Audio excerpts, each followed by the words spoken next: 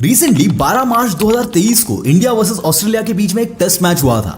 इस मैच में विराट कोहली ने 2019 के बाद यानी कि 3 साल बाद अपनी 28 सेंचुरी मारी थी। लेकिन विराट कोहली के फैंस का मानना है कि विराट कोहली का फॉर्म फिर से वापस आने के पीछे सिर्फ एक इंसान का हाथ है और वो है नीम करोली बाबा। अच्छा ये छोड़ो, एप्पल के फाउंडर स्टीव जॉब्स को तो सभी जानते होंगे। दोस्तों कहा जाता है कि स्टीव जॉब्स की जब डेथ हुई थी तब उनके पिलो के नीचे एक फोटो मिली थी और ये फोटो किसी और की नहीं बल्कि इन्हीं नीम करोली बाबा की थी। चलो ये भी छोड़ो, ये है फेसबुक के फाउंडर मार्क ज़करबर्ग। खुद मार्क ने भी इंडिया के पीएम नरेंद्र मोदी जी के साथ हुए एक इंटरव्यू में कहा था कि फेसबुक की सक्सेस के पीछे भी इन्हीं बाबा नीम करोली की ब्लेसिंग्स है। और ये तो मैंने सिर्फ 3 लोगों के ही नाम बताए, लेकिन इंडिया में ही नहीं बल्कि पूरी दुनिया भर में नीम करोली बाबा के लाखों भक्त हैं, जिनमें बड़े बड़े doctors, Hollywood stars, Bollywood stars और पॉलिटिशियंस भी शामिल है। लेकिन अब सवाल ये उठता है कि आखिर क्यों दुनिया भर के लोग इनको इतना मानते हैं। इस बात को इन डेप्थ में समझने के लिए बाबा नीम करोली की कुछ रियल लाइफ स्टोरीज है जिसे सुनकर आप सोचने पर मजबूर हो जाओगे। और खास करके जो एंड वाली स्टोरी है उसे बिल्कुल भी मिस मत करना। So let's start with the story number 1। दोस्तों कहा जाता है कि एक बार बाबा नीम करोली दिल्ली के बिरला मंदिर में बैठे हुए थे और तभी वहां पर एक इंसान आता है जो बांग्लादेश से बिलोंग करता था। बट सरप्राइजिंगली उस बंदे ने एक वर्ड भी बोलने से पहले ही बाबा ने उससे कहा कि तू चिंता मत कर, तेरा भाई जल्द ही जेल से छूट जाएगा और पूरे देश पर राज करेगा, इसलिए तू यहाँ पर अपना टाइम वेस्ट मत कर और घर जाकर अपने भाई के वेलकम की तैयारी कर। अब दोस्तों बाबा की बात सुनकर वो बंदा हैरान हो गया क्योंकि उसका भाई पाकिस्तान की मियां वाली जेल में कैद था और इवन उसके भाई को मौत की सजा भी सुनाई गई थी, इसलिए वो कब मर जाएगा इसकी कोई गारंटी नहीं थी। इसलिए बाबा की कई बात उस बंदे को हजम नहीं हो रही थी।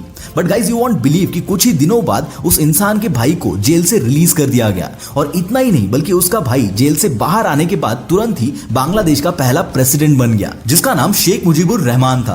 अब इस बात को आप बाबा का चमत्कार कह लो या सिर्फ एक कोइंसिडेंस, लेकिन इस इवेंट को इग्नोर नहीं किया जा सकता। और इग्नोर करने के लिए ऐसा एक नहीं बल्कि कई सारे इंसिडेंट्स हैं जिन्हें खुद हार्वर्ड यूनिवर्सिटी के प्रोफेसर मिस्टर रिचर्ड अल्पर्ट ने अपनी book the miracle of love में मेंशन किया है। अब दोस्तों ये है Oscar winning Hollywood star Julia Robert. एक इंटरव्यू में जूलिया रॉबर्ट ने कहा है कि नीम करोली बाबा की फोटो देखकर ही जूलिया रॉबर्ट ने हिंदुइज्म एक्सेप्ट कर लिया था। जूलिया को खुद भी नहीं पता चला कि बाबा की फोटो देखकर उसके साथ एग्जैक्टली क्या हुआ था।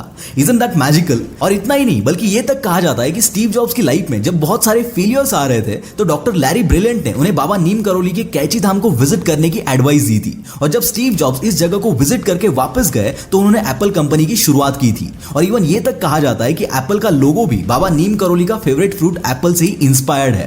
वैसे एप्पल के लोगों के पीछे बहुत सी अलग अलग स्टोरीज है। एंड इवन स्टीव जॉब्स के कहने पर फेसबुक के फाउंडर मार्क ज़करबर्ग भी इस कैची धाम को विजिट करने गए थे और ये बात खुद मार्क ने मोदी जी के साथ हुए एक इंटरव्यू में बताई थी। दोस्तों नेक्स्ट स्टोरी उस बंदे की है जिसने स्टीव जॉब्स को नीम करोली बाबा के आश्रम में जाने के लिए करो। वेल दोस्तों अगली स्टोरी है डॉक्टर लैरी ब्रिलियंट की, जो कि अमेरिकन एपिडेमियोलॉजिस्ट, टेक्नोलॉजिस्ट और एक ऑथर है जिन्होंने WHO यानी कि वर्ल्ड हेल्थ ऑर्गेनाइजेशन के लिए 1973 से लेकर 1976 तक काम किया था। एंड आई गारंटी कि डॉक्टर लैरी ब्रिलियंट की स्टोरी सुनकर आपके रोंगटे खड़े हो जाएंगे। 1970 में लैरी ब्रिलियंट मेडिटेशन और स्पिरिचुअल एक्सपीरियंस के लिए उत्तराखंड के कैची धाम में आए थे जहां नीम करोली बाबा रहते थे। और 1970 में जब लैरी यहां पर आए थे तब वो सिर्फ एक फिजिशियन थे।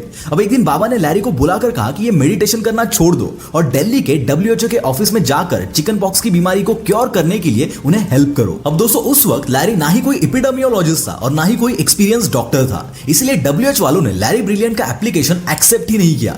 लैरी जब फिर से बाबा के पास वापस गया तो बाबा ने उसे फिर से अप्लाई करने को बोला और ऐसा मल्टीपल टाइम्स चलता रहा और हर बार लैरी का एप्लीकेशन रिजेक्ट कर दिया जाता था। लेकिन एक दिन बाबा की एडवाइस से लैरी ने WHO के मेंबर्स से कहा कि उन्हें एज अ डॉक्टर ही नहीं बल्कि किसी भी पोजीशन पर हायर किया तो भी चलेगा। और फाइनली WHO में एक वैकेंसी निकली और लैरी को एडमिनिस्ट्रेटिव असिस्टेंट यानी कि सेक्रेटरी की पोजीशन के लिए सिलेक्ट किया गया।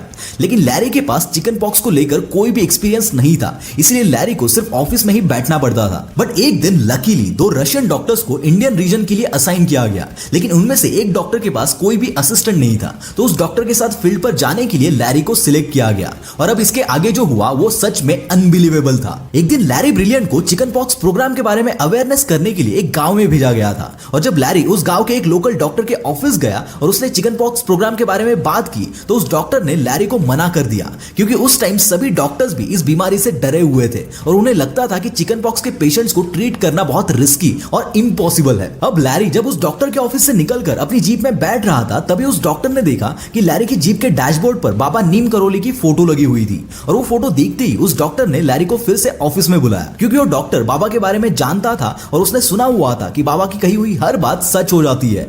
और तभी लैरी ने उस डॉक्टर को यह बताया कि बाबा ने कहा था कि चिकन पॉक्स का इलाज आसानी से हो जाएगा। और बाबा की स्टेटमेंट की वजह से उस डॉक्टर के अंदर एक पॉजिटिविटी क्रिएट हो गई और उसने उस रीजन के सभी डॉक्टर्स को इस बारे में बताकर चिकन पॉक्स पर ट्रीटमेंट करना शुरू कर दिया और कुछ ही दिनों में वो रीजन कंप्लीटली क्योर भी हो गया। अब उस रीजन का परफॉर्मेंस देखकर लैरी को अलग अलग रीजन में भेजा जाता था और लैरी हर रीजन में जाकर वहां के लोकल डॉक्टर्स को कन्विंस करके उस रीजन को क्योर कर देता था। अकॉर्डिंग टू लैरी ब्रिलियंट 2 साल में ही उन्होंने इंडिया को चिकन पॉक्स से फ्री कर दिया। 1974 में इंडिया में 1,80,000 से भी ज्यादा चिकन पॉक्स के केसेस थे और ऑलमोस्ट एक ही साल में 30,000 लोगों की डेथ हुई थी। चिकन पॉक्स को क्योर करने के लिए 30 अलग अलग कंट्रीज में से 400 एपिडेमियोलॉजिस्ट और उनके साथ 1 लाख इंडियन वर्कर्स मिलके इस बीमारी को इरेडिकेट करने में लगे हुए थे। लैरी ब्रिलियंट कहते हैं कि उस टाइम इंडिया में ऑलमोस्ट सभी लोग कहते थे कि ये बीमारी कभी भी ठीक नहीं होगी, लेकिन बाबा ने कहा था कि ये बीमारी 100% क्योर होगी, and which was really true. अब बॉस आप सोच रहे होंगे कि मंगेश